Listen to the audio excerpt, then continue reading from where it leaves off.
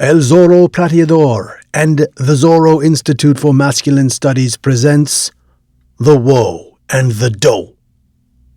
Aging Patterns for Men and Women, a Warning for Teenagers in 2 parts. Men and women age differently. But exactly how do we age differently, and why is this important? Our mission over the next 2 videos is to explain these patterns of aging for both men and women, and to look at the way people tend to age, to chart graphically these aging patterns, to look at real-world examples of people actually aging, and finally, how men can optimally follow these patterns and set themselves up for an unusual kind of success. Join me in exploring the woe and the dough. Part 1. Understanding the Sexual Marketplace. Right out of the gate, we must set the groundwork by learning about the sexual marketplace. The sexual marketplace is a way of looking at an individual in society from the perspective of his or her sexual attractiveness. What this requires is something very important, and that is, it requires you objectify yourself a little bit. Something I think most men don't really want to do, but it is critical you do it. You have to be able to objectify yourself a little, and see you from outside yourself a teensy bit. Not too much, for that starts to get creepy because you dehumanize yourself, and that doesn't feel very good. But the sexual marketplace is dehumanizing. It removes your soul and ignores your capacity to love. It has little room for romance or chivalry. The sexual marketplace and each individual in it has his or her own sexual market value. This is a cruel and Darwinian way of seeing human beings. Now, traditionally, one's sexual market value, or SMV, ranges between 1 and 10, 10 being the most desirable, beautiful, or handsome. Being a 10 is very rare. Now, the thing to understand about the sexual marketplace is that it lies along a bell curve, and that it is very rare to be on the lower end as well as the high end. Most people are somewhere in the middle, in the 5, 6, 7, 8 range. That is the average that most people are in, and it is rare or unusual to find 9s or 10s, 10s being the most unusual. Here are some actual examples of men in the sexual marketplace with varying degrees of sexual market value. Look at exhibits A, B, C, D, and E. These men vary widely on where they land in the sexual marketplace. Exhibit A is not going to do very well at all. Exhibit B looks a little bit better and has more going on for himself. He's a little bit better looking. Exhibit C is a normal, average-looking man, but he doesn't look great. Example D is a 7 and is, for the most part, good-looking, a decent-looking guy. But he does not have the muscularity and is not overtly masculine, which the ladies might want in their man. You can see Exhibit E is a 10. Your sexual market value is a complex mixture of different aspects of yourself, including gender, age, weight, looks, game, social status, and sexual prowess, all factoring in heavily. But primarily, what matters most is gender, age, and weight.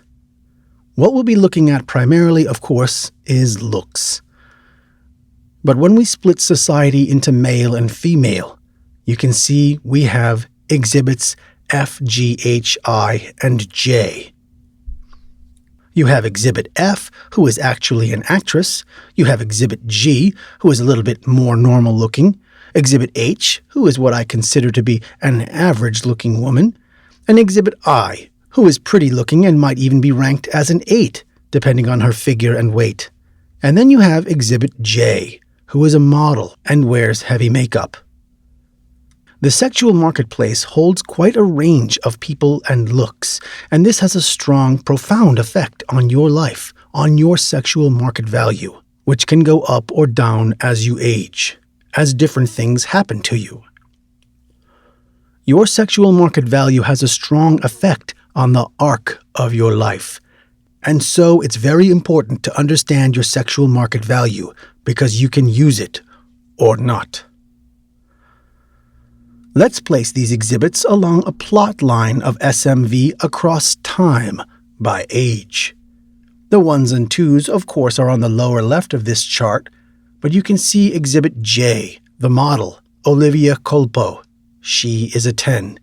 She is highly paid and very busy, and you can see Exhibit E, the actor, Tom Welling, who played Clark Kent from the TV series Smallville from about 10 or 15 years ago. He's 42 now, and look at where he's placed. He's a 10 at 42 years old, so his experience is quite different from Exhibit B. We need to make sense of the sexual marketplace, and to do that we are going to look at the way girls and women experience their sexual market value compared to the way men experience theirs. Women in general experience an astonishing rise in sexual market value, usually at age 15. They become incredibly desired by other boys and men, and at this age, other women, older women, become jealous of them because they possess youth and beauty. They possess all the hallmarks of fertility and are very desirable by other men, both of their same age and older. What this does is it makes women experience an incredible rise in their sexual market value, what I call the whoa, as in, whoa, look at her. This feels like an incredible boost in money, wealth, or power. It's where life suddenly feels like you won the lottery or riding on a really fun roller coaster. And it's quite an intense experience being in the whoa because you really feel free and powerful. It's very interesting. Women experience this right away during their late teens when they turn 15, and it continues well into their 20s as they experience this peak in their sexual market value, which spikes up. Really is just an incredible phenomenon. What this feels like to women is that they are riding this crazy free ride. It's incredibly empowering. During this time, a young woman feels important because everywhere she goes, people are looking at her. People notice her. Sometimes others look at her in jealousy, but most of the time people, especially men, look at her with a vaguely pleased expression, as if they were happy simply to have her nearby. This is the feeling of the whoa, and in general the sense is that she becomes highly visible and that she culturally and socially matters in some sense. This is the feeling of having a high SMV. Sounds good, doesn't it? The problem is, most women don't expect this ride to end. They think this ride is going to continue on, granting them a high sexual market value for a long time, and that it will taper off in a gradual way. But what ends up happening for most women is that their SMV begins to drop precipitously. This usually happens for average women at age 26, 27, and 28. The exact timing of this drop varies quite a bit, but women can experience astonishing drops in their looks and sexual market value early on in this phase, even in their mid-20s. I have witnessed young women lose much of their looks and leave the whoa at age 23. You can see the model Olivia Culpo is, of course, a paid professional, and at age 29 she defies this pattern, postpones it, and delays any drop in her SMV, which still remains very high even in her late 20s. But most women don't experience what she experiences. She, of course, is a 10, whereas most women are 5s, 6s, and 7s who, in their early 30s, suffer this incredible drop in their sexual market value and begin to feel this ride coming to a painful end. This ride, this whoa, begins to bottom out, especially if they have put on weight, do drugs, have kids, or struggle with psychological or emotional issues. They hit the dough. Now, what this means is an incredible drop in wealth, money, or power, and life begins to feel much different. It doesn't feel like she won the lottery. It feels like she won it and then lost it. that she used to be rich but is now suddenly poor. This feeling of loss extends way out into the lifespan of a woman well into her old age. This is a troubling realization for women because the free ride they were enjoying has now become an uphill climb. Women usually at this phase begin to struggle. A woman in her dough phase feels like she doesn't matter anymore because everywhere she goes, no one looks at her. No one notices her. Sometimes others even look at her in disgust, but most of the time people look at her with an inert, neutral expression as if they couldn't care more or less about having her nearby, but would be mildly relieved if she left. This is the feeling of the dough. In contrast to the woe, where she became highly visible, the main feeling of the dough is that the woman wears a kind of social camouflage or cloaking device, one that has made her completely invisible, and that in some sense she has become culturally and socially meaningless. This frustrating feeling of being invisible is what having a dropping or low SMV feels like. The writer and theorist Rollo Tomassi defines this moment as the wall.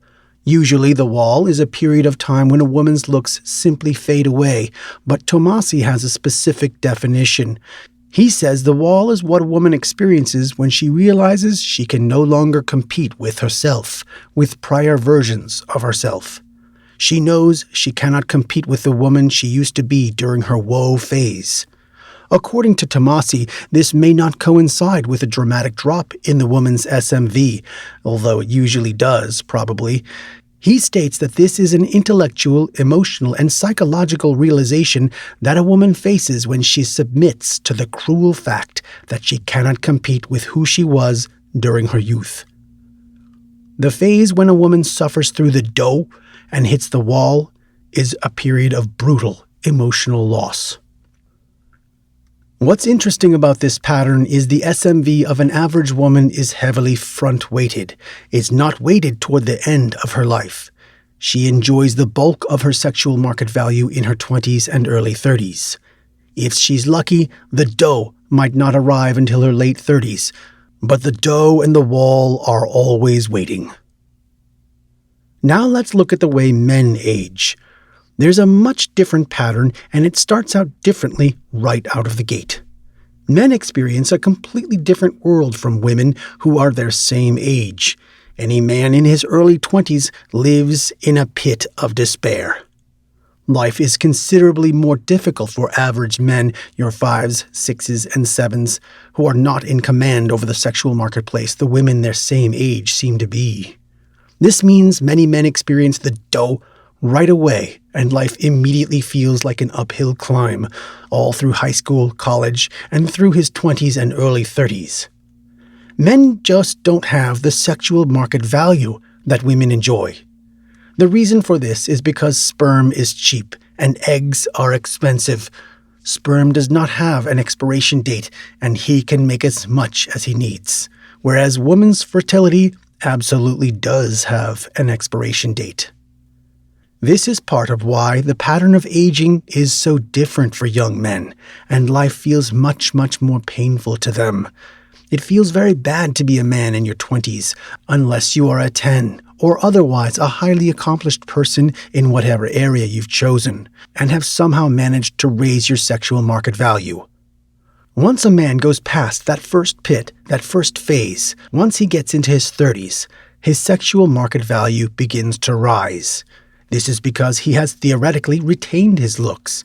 His weight has not gotten out of his control, and the presence of children, in most cases, has not affected his looks, not damaged him.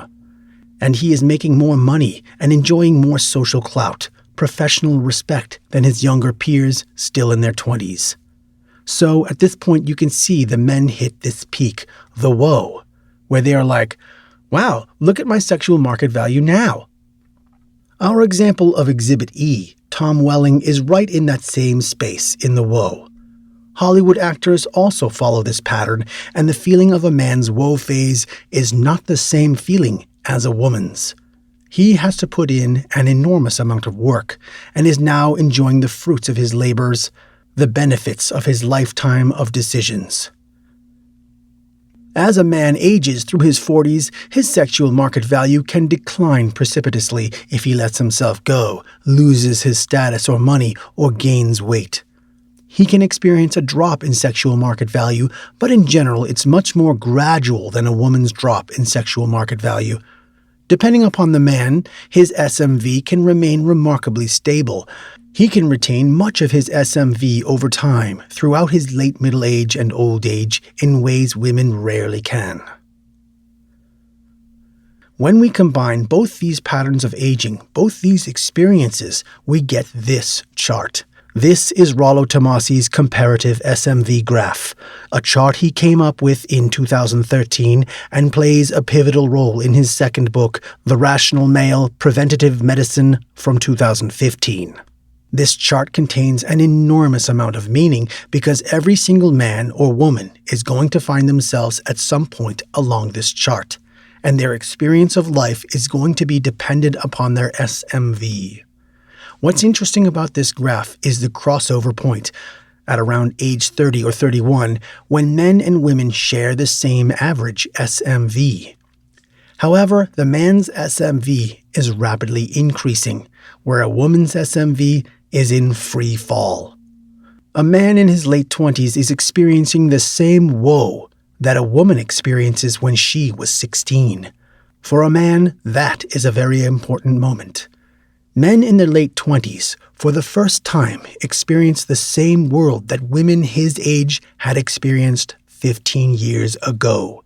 And to men, this is a strange, new, and wonderful world.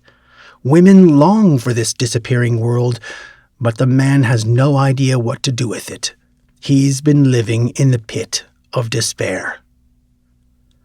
The way a man feels about his woe phase is a complex mixture of confusion, reluctant joy, and sometimes frustration. He may feel anger that no one told him he would be in this position, abandoned and betrayed by the silence of older men who never thought to advise him, and the total silence of all the women he has ever known. He might be a married man and have many women flocking to him in ways they never did before. Many of these available women are in their dough phase and are trying to lock down a quality, high SMV man. These men have never experienced this before, but women certainly have. They know what's going on with these men deep in their feminine hearts because it's what's happened when they were young and beautiful. So men, be on the lookout for your dough phase to come to a close and for life to feel much better. Look for the women your age to change their outlook on life and witness the pain they suffer.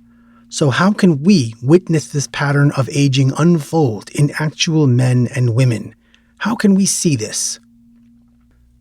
This is the topic of part 2 in this series, where we will look at real-world changes in SMV over time in both men and women. We will see you in the next video. Thank you for watching. This is El Zorro Platidor.